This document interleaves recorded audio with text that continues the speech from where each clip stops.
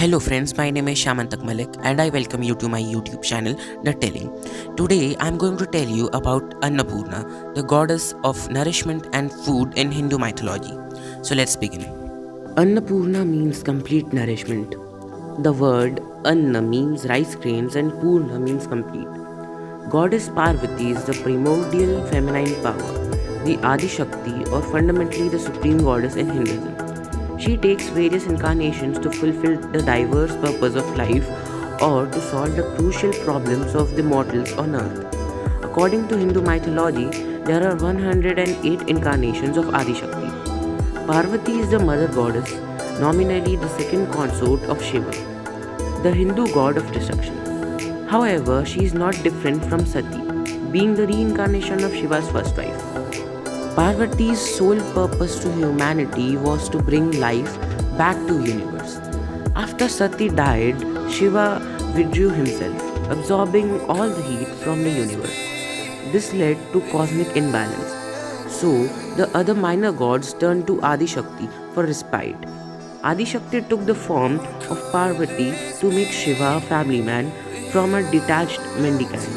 It is due to her presence and her union with Lord Shiva that the earth remains productive.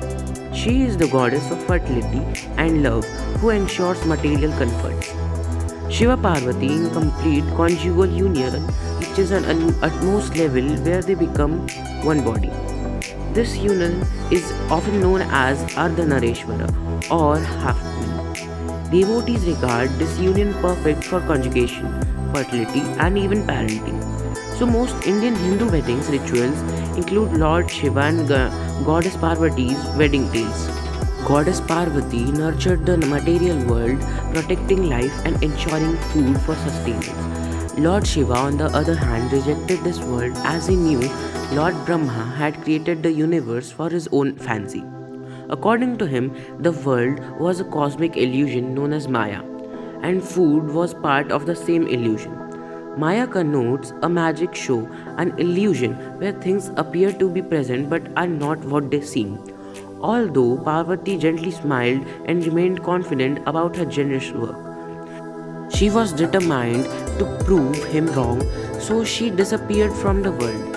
At her disappearance, the earth became barren and there was scarcity of food all over. Lord Brahma and Lord Vishnu were worried that all living beings would starve to death.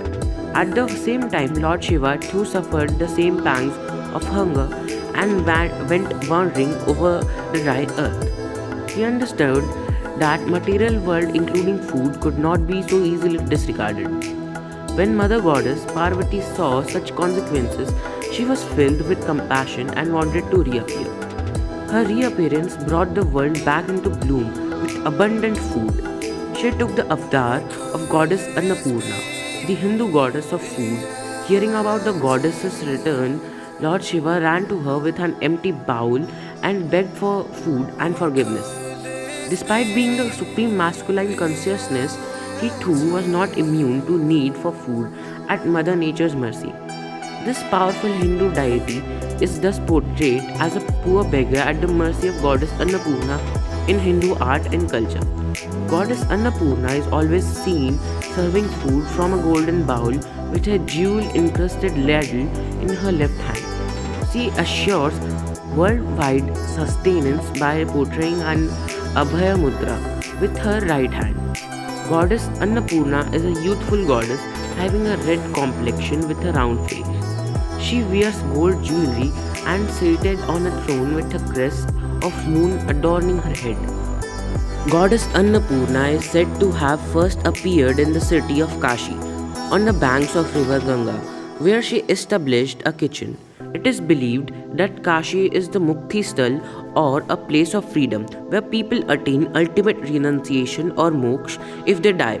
It is the abode of Goddess Annapurna as she feeds her devotees till their last meal. Thank you for watching this video. Please like, share and comment this video. And if you are new on my YouTube channel, then don't forget to subscribe. Thank you.